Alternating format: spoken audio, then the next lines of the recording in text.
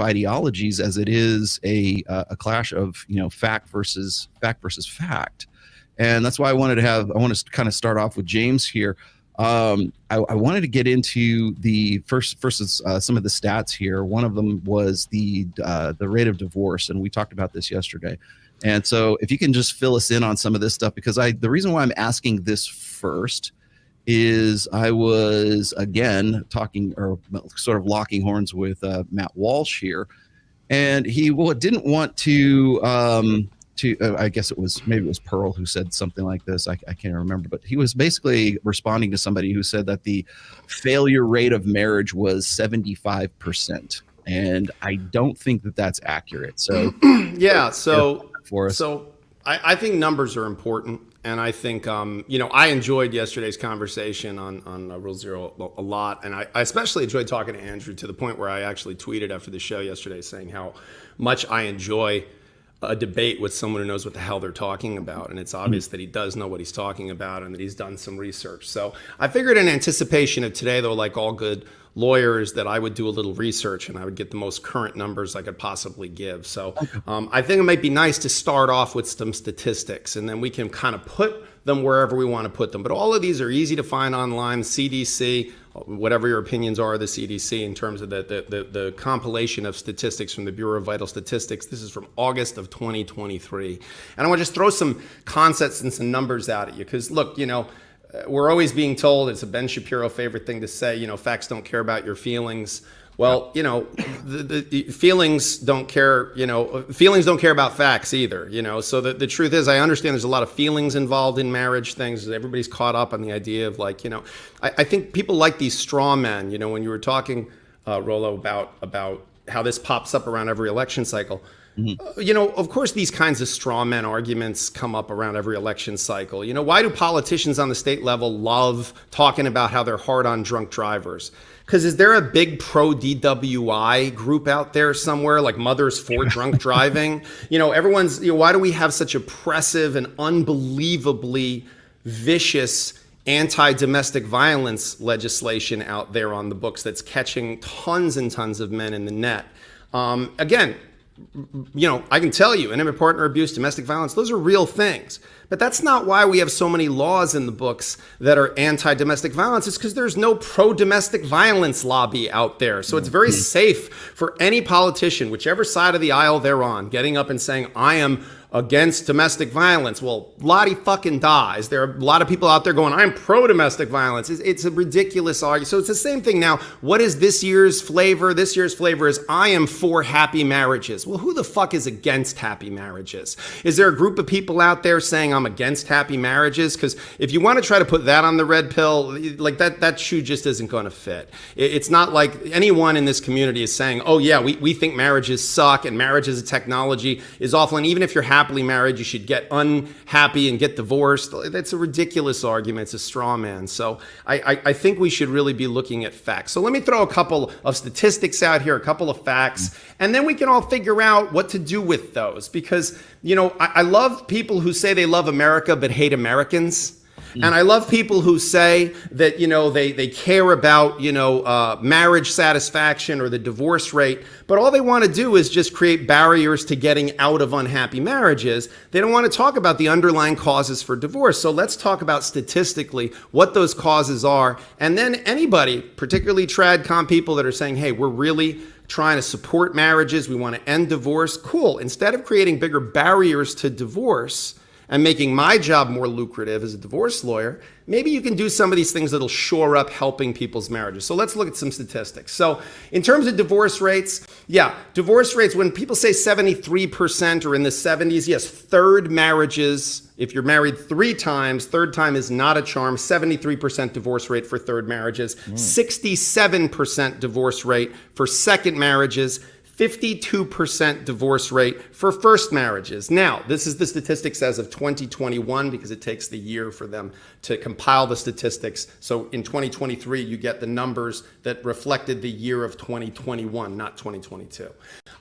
So when you average it out, that's where you get this number of 56% marriages end in divorce, is that they're averaging out, but they're not giving the same weight to all 3 of those things. But it's 52% for first marriages, 67% for second marriages, 73% 30% for third marriages. 40% of new marriages include a partner who is remarrying.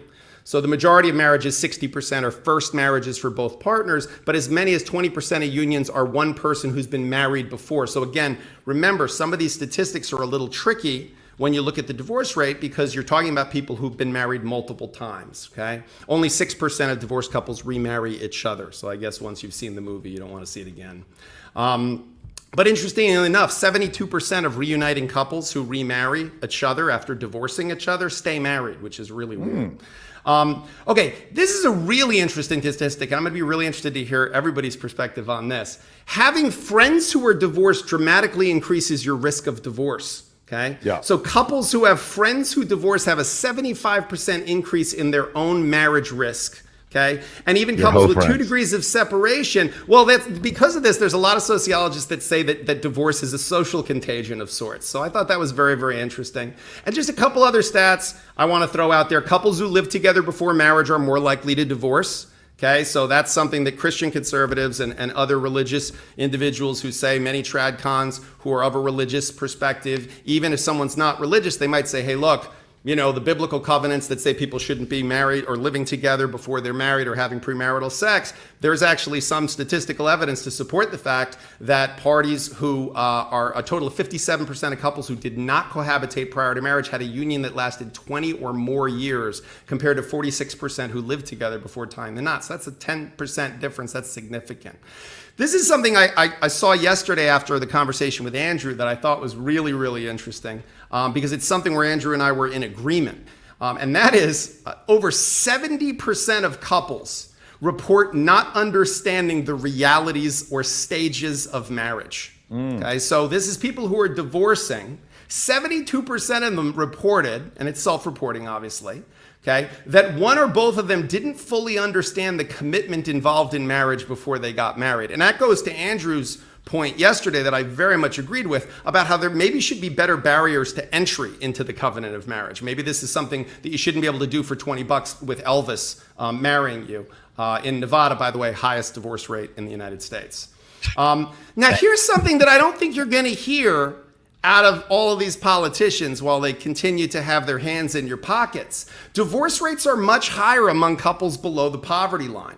Living below the poverty level, we all know, causes tremendous stress on people. Okay, 46% of adults ages 18 to 55 who live below the poverty level have divorced. Okay, so that's a fairly significant number compared to 12%. Okay, so that's a pretty huge number. And then also income. The divorce rate decreases as income increases to a point, okay? So couples, as their income increases, the divorce rate tends to decrease. Once you have an income of around $200,000 as a combined household income, you stay at about 30%. Once it hits $600,000 of income, it drops to 25%. Okay, but once it exceeds that, it goes back up to 30%. So the idea is you should be rich, but not really rich. Okay, like you should have a good amount of money, but not, and definitely don't be poor, because being poor would be bad. Again, so these are some questions about what are these things we can solve for if we're really that concerned about saving marriage. The median age of first marriages is increasing. In 2022, the median age of marriage was 32 for men, 30 for women. Jeez. So let's just tie that in with the biological. Yeah, let's tie. I know that Rollo's going to have a blast tying that in with the biological reality of when people have babies. But to put that in perspective, in 2012, okay, 2012. So we're going, because these are 2022 statistics. Let's go back 10 years. The average age for a woman was 26, and for a man it was 28. So look at that jump in 10 years. Look at how much that's changed, okay? And then the average age of people who divorce, 46 for men, 44 for women. Couples who marry, this is a great one, before age 32 have the lowest divorce rates. But it has to be from 20 to 32. If you marry under the age of or at the age of 20, that's a higher divorce rate. Once you pass 32, the divorce rates increase by 5% per year until the age that they marry. So those are just some statistics. I mean, listen, there's a bunch more that I got for you guys in terms of educational levels. Obviously, the divorce rate for people with an education of high school or less is 39% for men, 37% for women.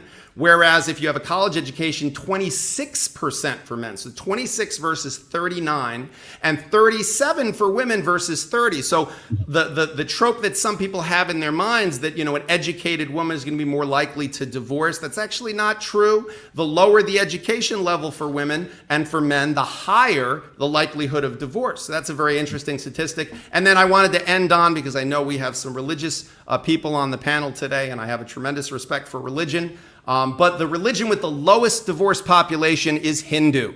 So if we're very much pro-marriage, we need to get people out there. We need to evangelize for the Hindus. Because unfortunately, the highest divorce population is evangelical Protestants. So the evangelical Protestants they're way far behind the Hindus. Only 5% of Hindus report divorce, okay? So we've got, as compared to 14% of evangelical Protestants getting divorced. But they are still doing better, by the way, than those who are unaffiliated or not religious. That's 11%. 11% so being religious does increase your chances of remaining married, particularly if you're Hindu. Now, let me throw in a couple of caveats here, first of all, because I also want to be able to separate this by socioeconomic level, also ethnicity and stuff like that as well. Because like some of my stats are showing that, if you are, I forget which one is it? It's let's see, among race and Hispanic or of Hispanic origins, ever married Asian women and men had the lowest proportion of ever divorced. So there is going to be a cultural, ethnic variation in all of this as well too, not just by religion. And the other thing is what's the maybe I just don't have these stats available, but what is the most numerous religion on planet Earth? Is it Hindu or is it Christianity? Christianity is the largest religion on Earth. 3 billion or something like that. Yeah. So I was just wondering, because like when I hear like something like, well, it's more Hindus stay married rather than like say Christians or whatever, I gotta like also like take that with a grain of salt, because you got to remember the displacement or the dispersion involved. I think he was kind of being funny. Like also they lead the world in domestic abuse by far. Like it's not like he's talking about arranged marriages, Rollo. Like there's no way that we're not going to do that. And the majority of this country is Protestant, right? If you choose a religion, I think what I've said before is we're interested. I don't think we should just be interested in the divorce rate. I mean, look, I think divorce statistics are interesting, but I'm more interested in the marriage satisfaction rate. If Andrew, and I'm not picking on you, Andrew, but if Andrew as a married person says to me, yes, I've been married and I've stayed married, I don't consider that a victory. But if Andrew says to me, as I believe he would, I'm married and I like being married. And look, I don't like it all the time. There's nothing anyone likes all the time. But I really think my life is better because I'm married. And I really think that my life would be, again, you're speculating, but you're saying, you know what, I feel like my life is richer for the fact that I made this choice and that I entered into this status with another person. Then you got my interest. Because that's not just about making marriage into an endurance competition that, you win if you manage to stay married, even if you're absolutely miserable.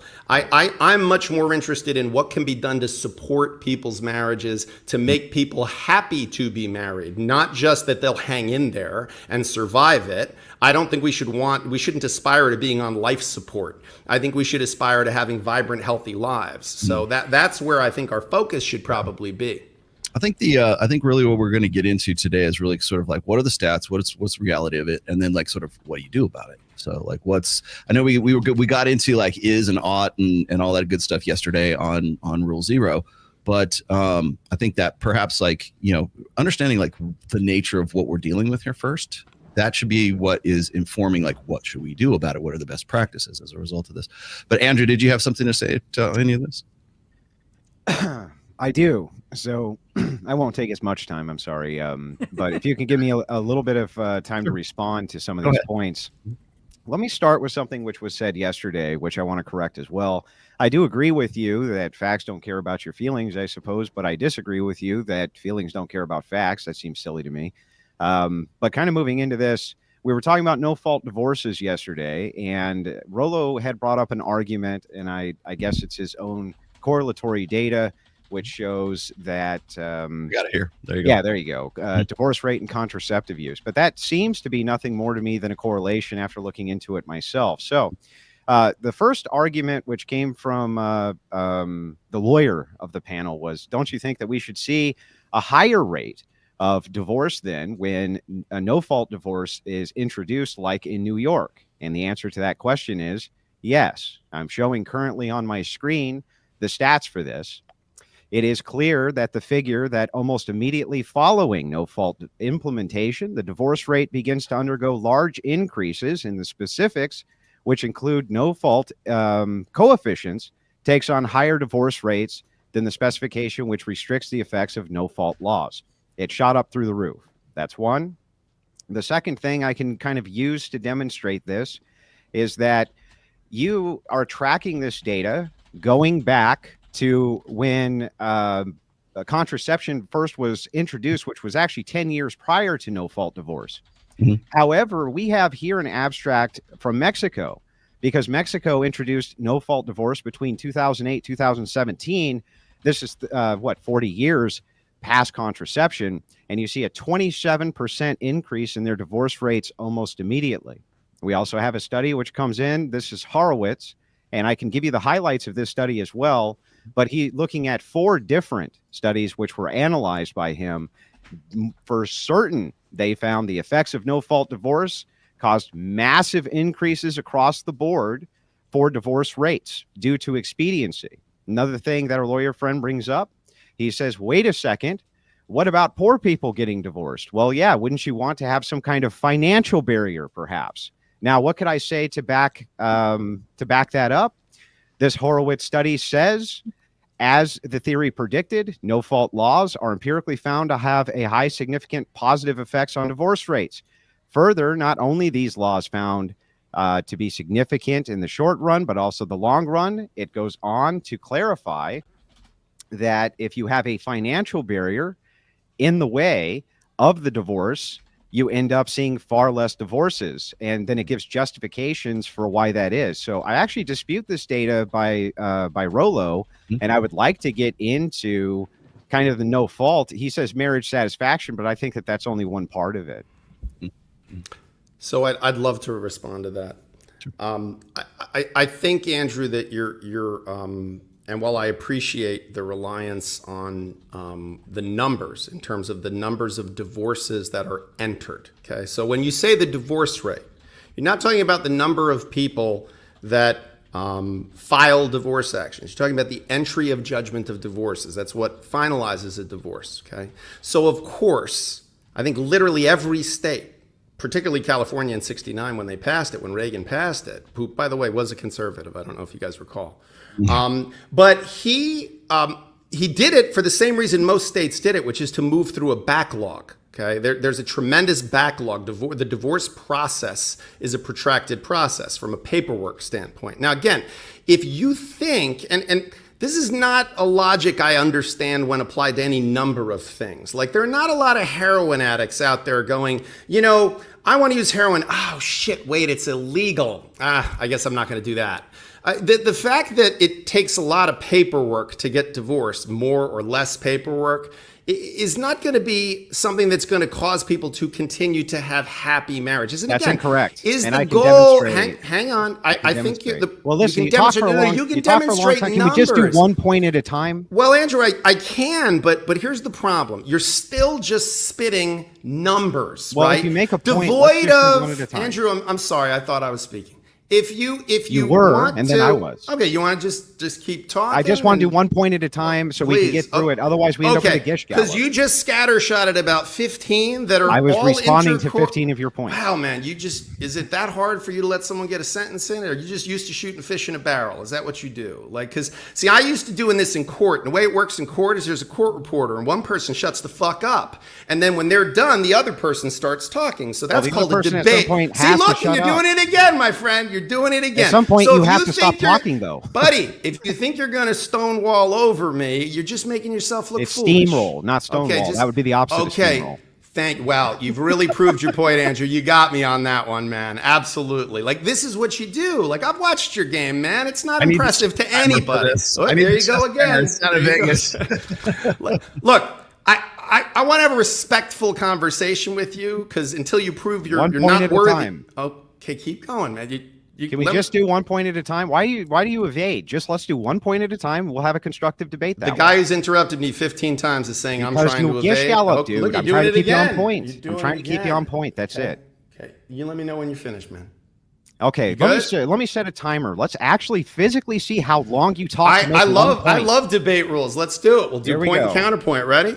Go ahead. What time do you want? What time frame do you want to pick? How about 1 minute? Can you do it in 1 minute? Can you make a point in 1 minute? Well, I think you can obfuscate the facts in 1 minute, which seems to be what you like to do. What you like to do is just throw some numbers out there like you said something, and then step back and go, well, you see, 42%. There it is right there. As if it means anything. 40 seconds. Doesn't.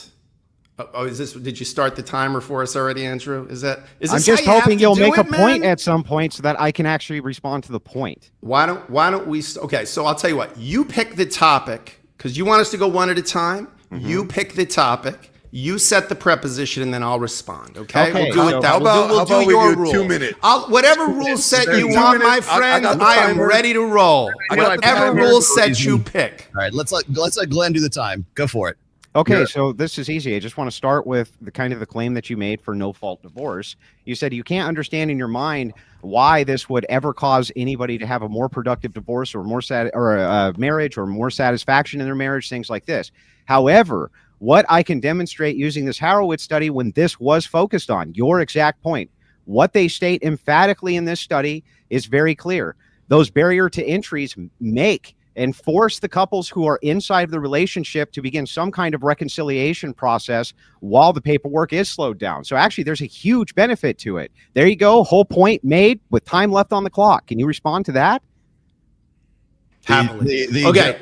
How in the Horowitz study, okay, does one measure marriage satisfaction while waiting for a pending divorce? Because I have to tell you, man, I love when people throw studies out like this and go, well, this study demonstrated that people are much, much happier when they do X, Y, and Z. What in fuck's name are you talking about, man? What was the gauge for happiness? Was it self-report by both parties? One party? Which was it? And you're the one who threw this study out there. So back this thing up. I mean, just saying, like, would you like it if I went, oh, Anthony Fauci said this, so it must be fucking true. Like, let's tie it down. You just talked about a specific thing. You just said that people's barriers to removal of marriage, okay, increases the likelihood of people reaching a satisfactory resolution that makes them want to continue to stay married. That's your preposition. What is the data that supports that? How did they measure that? Yeah. You're the one citing the study. I hope you read it. Yeah, so I'll give you the metrics on this from the Horowitz study. So if you're taking pre-no-fault divorce, we can look at marriage from 1910, 1920, 1930, 1940, 1950, et cetera, so that we can look at the satisfaction rates which people are reporting from staying married. They have to stay married because now there's a barrier to exit. Just like you want a barrier for entry, more supportive barrier for entry. I also want that, but also a barrier for exit because it forces couples to reconcile. It actually forces them to begin a reconciliation process while they're cohabitating. So what the outcomes for the people themselves, to me, are actually far less important than the outcomes for the children. The children's outcomes are what we should be focusing on more than anything else, not just the outcomes of the mommy and daddy and their personal satisfaction rate. Don't you agree? I have to say, when this is done, I'd like everyone to just rewind the exchange that just happened and watch Andrew just absolutely not answer my direct question and simply instead reiterate the exact same thing he previously said, which is that the marriage satisfaction rate, which I asked him, how is that measured? It's measured by metrics. Oh, okay. That's really helpful. It's measured by metrics. Right. That's how studies work, is things are measured. What metrics? Self-reporting? Is there some outside observer looking at these people are happy? And then, rather than answer the question, you pivoted, love it, and then went, children, which is a great one. Conservatives love that one, but the kids, right?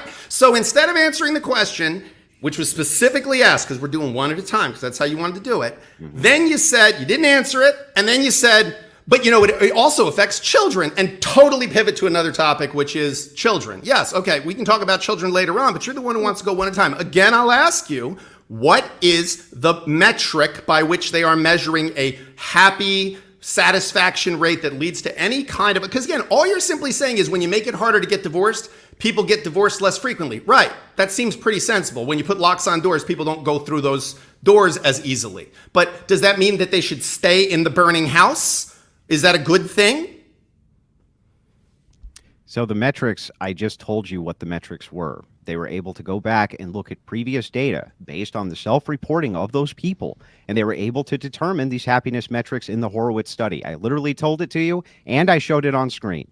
Not only that, just to kind of move on from there, just so that you understand, this is extremely important that we have comparative data for this.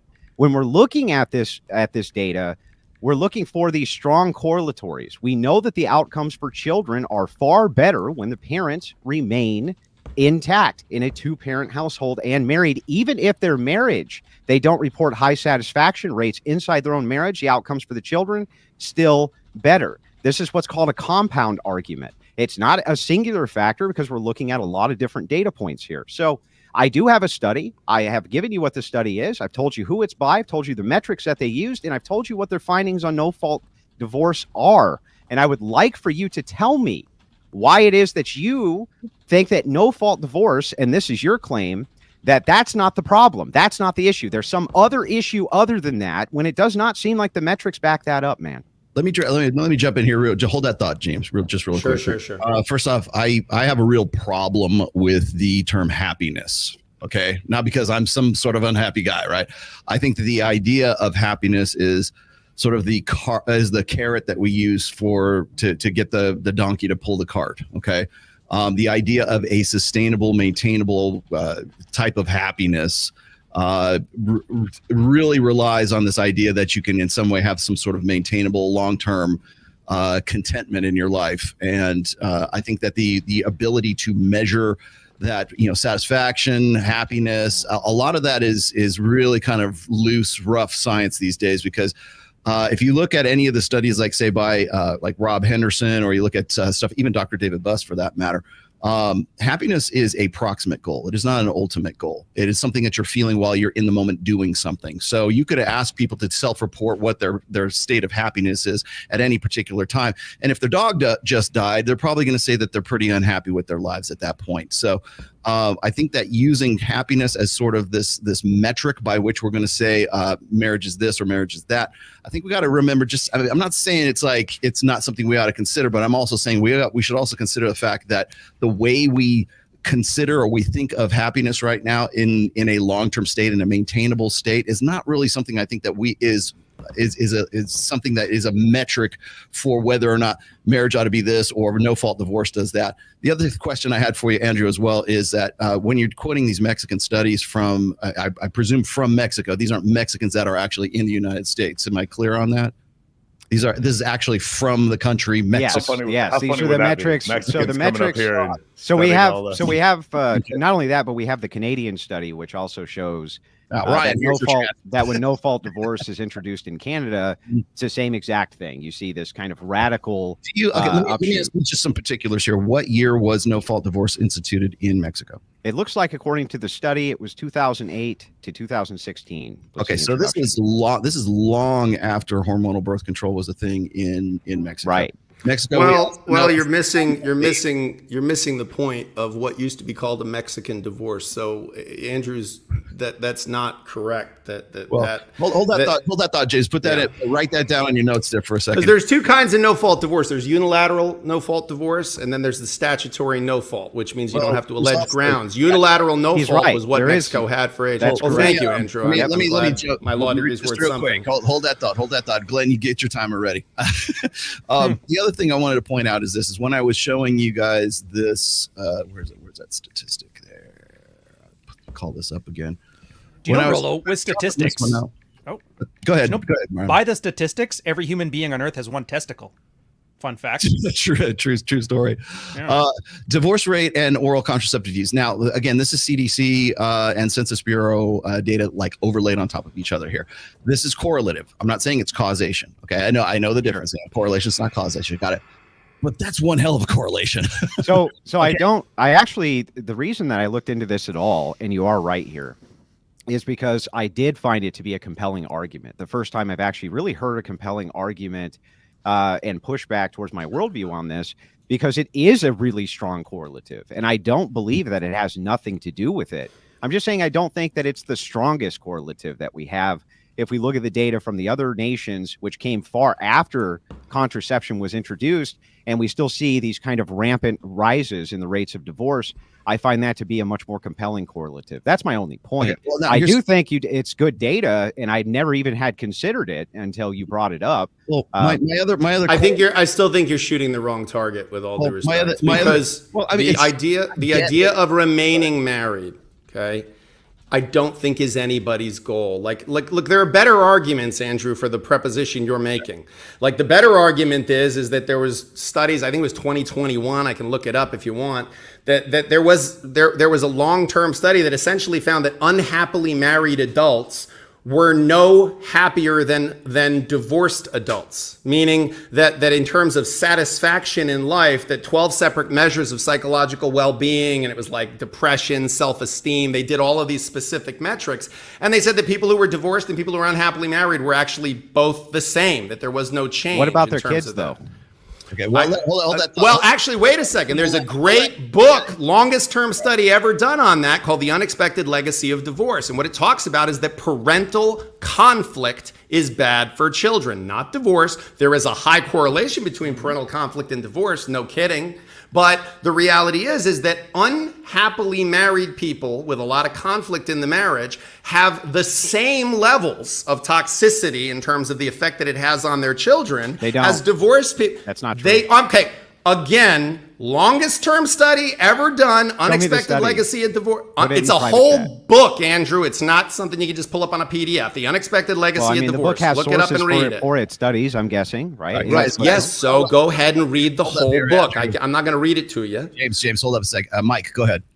Yeah. So if I was going to say this, because I don't think either one of you are arguing out of bad faith or anything. What I think is you could both cite studies that are in reality, but I think there's two things here that have a weight. And for Andrew, I think the weight of the children and them growing up in a two-person household, I'm just going to say that has a certain weight to it, and that outweighs whatever being happy in the relationship is, or in his estimation, there's a way to become happy through counseling, et cetera, or, just shut the fuck up and deal with it and just be unhappy as long as the family stays together. Then I think, because I've heard you talk about this before, James, is that there's a certain weight to actually being happy in a relationship, and in correlation to the children and their well-being, your argument is maybe being happy in a relationship weighs more, or being unhappy in the relationship also can be toxic to the children. What I'm saying is both. It's just how much do you put a weight on each one of these things? And it feels like Andrew puts more of the weight on the children, and James puts more of the weight on the happiness in the relationship. Is that close? Because I don't think either one of you are being illogical here. It's just a function of preference here on those 2 points. But Mr. Sartain, I think that is the crux of the argument. So no, that's what the I'm argument. Saying. Well, I think that the what you guys refer to as the tradcons make such poor arguments on this is because they don't grant that what you're saying is true. And I do grant that what you're saying is true, because when I look at it, it does seem that the metrics that you cite are true metrics and are highly problematic. But what I'm looking at is this gap, which is occurring globally between 18 to 30-year-olds. We have a demonstrably low birth rate, and it's on the decline like you can't even imagine, to the point where we're going to be under the replacement threshold. Even we already are. I'm not even talking about the replacement threshold for two people. I'm talking about the replacement threshold for one person. That's where we're heading soon. If you don't have the 18 to 30s, they subsidize the generation before, and they subsidize the 5 generations after, or 4 generations after, depending on what area you're living in. But we could easily end up with a 7-generation West soon, 7 living generations. If we don't have this, you're going to end up like Japan. You're going to end up like China. You're going to end up like South Korea, where they can't take care of their elderly and they can't take care of their youth either, because the 18 to 30-year-olds subsidize the entire planet. This is a catastrophe. I'm almost done. 1 second. I swear, almost done. This is a catastrophe of magnitudes of which you can't even fathom if you see population collapse like this. So I think the most important metric to look at is not your own material happiness. I think that you should be looking at the best material state and the best spiritual state for children to be successful in the world. That's the crux of my argument. All right, let me throw this out here real quickly just before we start, because I don't think a lot of conservatives really understand the fertility slump here. And maybe this speaks a little bit more to your point about no fault divorce, and maybe backs up my my claim about hormonal birth control. And I'm not saying that maybe it's a combination of the two, okay? Because I'm not saying it's it has to be one or the other. Sure. But this is the fertility slump that you're referring to right here. And look where it starts, right around 1965, when hormonal birth control was introduced in the United States. It actually starts in the year 1800. Well, okay. And it goes like this. Yeah. So we see this decline, we see this with this boost, and now from the last, let's just say 60 some odd years, now we've been below replacement level since 1972, 1973. Yep. The time to be having this conversation and being worried about, I know that's kind of neither here nor there at this point, but the fertility rate has been below replacement level for quite some time right now. And again, at the time when, if you look at that precipitous drop right there, that's right after hormonal birth control and, of course, no fault divorce, which, if I'm going to make a play here, I'm going to say that no fault divorce is a fallout. It is a downstream effect of hormonal birth control. So go ahead, Mike. What were you going to say? Oh, yeah. So just to add a little bit of context, because what Andrew said is true. The thing is, prior to the year 1850, over half the Earth's population died before the age of 5. So having a high birth rate was a function of survival. Birth rate does not equal survival rate. And the second part was up until 1929, or the Dust Bowl, actually, or let's just say go up to the 1950s, you needed large families in order to survive. So not all those people were surviving. So those numbers don't quite, especially once you have the advent of broad spectrum antibiotics in 1937, you need fewer children to maintain your children, if that makes sense. Yeah. The gentleman from Ontario now has the floor. Yeah, it's the problem with stats, and I get the whole thing here. We can do the stats back and forth. It's like I was saying earlier. Statistically, every human being on Earth has one testicle, right? So assuming they're done correctly, I did the math. That is correct. Yeah, assuming they're done correctly, which they usually aren't. Assuming they're looking at the right variables, which they probably aren't, and assuming they give you something you can do about it, which they absolutely cannot. It's just an aggregate number, right? There's a meaning behind it, and you guys can argue whatever.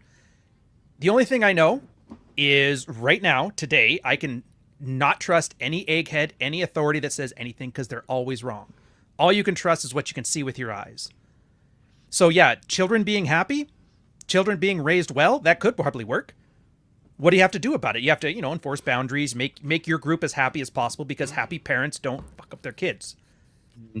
So it's like first principles. You got to stick back to what you can see here. And there's too many variables to even account for all this stuff. So as far as the immigration birth rate argument, that argument was settled in the 1980s.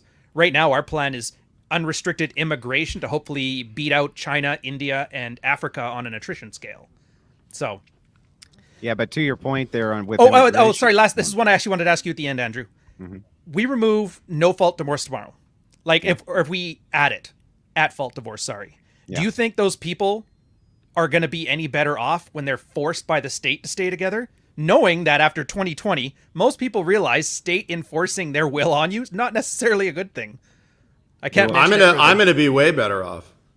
So that was. I lost a tremendous amount of lucrative aspects of my practice when New York went. Well, yeah, and that's my point. Because we used to do fault trials, and fault trials burned the first $10,000 to $20,000 of the couple's money. So what we would do is we'd put one on the stand, and we would say, what happened in the marriage? Oh, he was so mean to me, and he made me so upset. Here's the thing. Look, I think we can go statistics all day long, and I think Andrew and I will both find things that support our respective positions. That's what's great when you're a trial lawyer, is cigarette companies found, doctors who would testify to the fact that cigarettes were good for you. You pay enough, you can find statistics that back things up. It's a really easy thing to do. I think what we fundamentally should be looking at here is, why are marriages failing at an alarming rate? And to say it's because people can get divorced slightly easier and slightly cheaper, I think that's just ridiculous. And I would don't think argue you have to have a people PhD. Don't know how to socialize together long term. Well, That's the argument honestly mine. I think should be, and I thought I heard Andrew say it yesterday, and it was the most compelling thing he said from my perspective, was that we need to figure out how to build communities that support marriage. You know, how can men support men in staying married, staying fidelitous, staying focused? Now, Andrew, from what I understood, was saying that that is in some ways tied to religion, and that religious communities help people understand their gender roles, the responsibilities of them, help them figure out what it is that is expected of them as a husband or as a wife, help them have definition, help them have support, multi-generational support. So why did they stop doing that 50 years ago?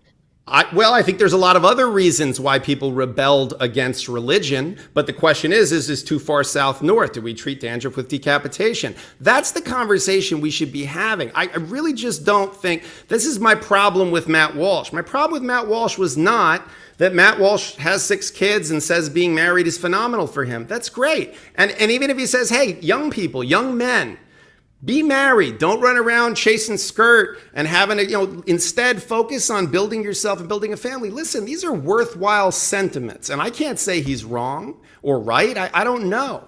But what I can say without question is no fault divorce is not the reason why people are getting divorced more than they used to. Even if you show a slight uptick after you pass no fault statutes, in large part because they streamlined the process so all the backlog of divorces finally got put through. It's not about that. This is about, why do people hate being married so much these days? Why do people not want to get married these days? This is the question that matters, not no fault divorce. Believe me, get rid of no fault divorce. We'll go back to, divorce lawyers will go back to making more money. We'll be happy to do it. But it is not going to solve the problem you're trying to solve. I got really quickly here. Declining birth rates is consistent across all countries right now. Yeah, even the ones I think is the only exception. Even the ones that don't have no fault divorce. So as far as the fertility slump across the board, globally speaking, right now, you can't really make that connection in a worldwide sense because you're still looking at at countries that don't even consider no fault divorce. Well, and Rollo, what it caused by female prosperity. That's the singular reason that drops the birth rate. More or less, yeah. So the only argument if you want to raise the birth rate is basically have to make women barefoot and in the kitchen by law, which nobody's going to go for that. Well, industrialization is a big prime cause of birth rate drops across the board and has been for a long time.